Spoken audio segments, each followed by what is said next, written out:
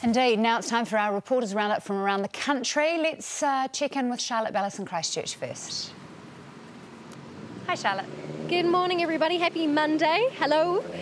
We had a pretty significant aftershock last night, a 5.1, 10 steep, centred over Aranui. It was pretty solid, pretty scary. Ran for the door frame and got you thinking, I hope Ken Ring isn't right and this isn't going to go on and get worse and worse and worse, but luckily it stopped after a few seconds and was just another one of our aftershocks. I think that it did do a little bit of damage to a dairy. Civil Defence said they're heading out there now to check. They think it's on Linwood Ave. But what it is going to mean today is that building assessors are going to be out rechecking buildings, and I actually talked to the council's building evaluation manager about this exact thing last week. I said, what's going to happen if we do have a decent aftershock? Will you have to recheck all these buildings, the ones you've already green stickered, yellow stickered, red stickered? And he said basically they have 7 buildings at different locations around town, from Ferrymead to here on Victoria Street. The building up here, Fidelity Life, that is one of the 7 buildings they've picked around town, and they picked them based off the different materials they're made out of, if they're heritage, if they're new, and the different degrees of damage that they got in the February earthquake. And so they go out and reassess those buildings, and then based off how they're looking, they might go reassess all the rest of them and upscale them if need be. So hopefully, once they've checked out buildings like this one, they won't have to be out rechecking the thousands they've already done. Brilliant, Charlotte. I love the way you just described the whole Ken Ring earthquake situation. That was just so well put. Excellent. And good to know that we've got these 7 buildings that are symbolic for all the other buildings in town, and we don't have to wait now for every single building to be reassessed. No, I just can't. No, let's check in with Ali Pugh now, who is in Auckland. Alison.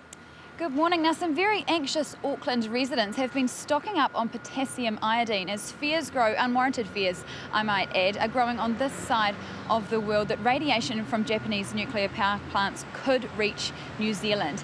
Now, one Auckland doctor based over in the North Shore said he has noticed a significant and sharp rise in the demand for iodine from pharmacies and individual requests as well, and he has contacted the local media in a bid to try and allay these fears, set the record straight and say there is no concern over this side of the world. Now, iodine has in fact been distributed to some Japanese residents, but this is basically to stop the thyroid gland from absorbing any radiation. But health professionals say that to take it here would be a complete overreaction. It is very unlikely that any exposure will reach New Zealand shores.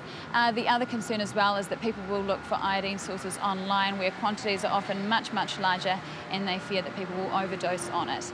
On a side note though, some of the Kiwi Urban Search and Rescue boys, a couple of them in fact, were exposed to radiation while they were over in Japan in the past week, but they have since been given the all clear from any contamination. They are now safe and well back in New Zealand, so that's some good news for us. Ali Pugh, thank you very much. Yeah, I think it's fair to say a little bit of an overreaction needing to get the iodine pills here in New Zealand. Oh, there are people in America doing it as well on the western coast. Of course they are. America is ruled by fear. But so, no, which is why people don't have passports and stay in their own country. Some of the headlines and reporting around the quake have been a little bit extremist. Yeah, they have. You know, sort of that the whole of Japan's going to get wiped out and that it's going to be aftermath and stuff. You know, it's just like a little bit of common sense.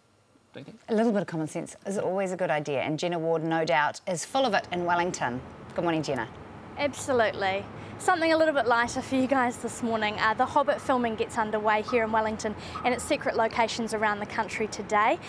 Sir Ian McKellen is back in town for this. He reprises his Lord of the Rings role as Gandalf and wrote on his blog last week about a joint rehearsal, said it was absolute bliss to be working with the cast, and spoke about New Zealand cheeses and also everyone's favourite lolly, Minties, apparently a big fan. Now the films are going to be shot out at Sir Peter Jackson's Miramar Studios and also at secret locations around the country. They're expected to bring $1.5 billion into New Zealand's economy. There's some other big names too. Martin Freeman from The Office, Andy Serkis, Kate Blanchett and Orlando Bloom are reprising their Lord of the Rings roles as Gollum, Galadriel and Legolas. And Elijah Wood comes back as Frodo Baggins despite not being in the original books.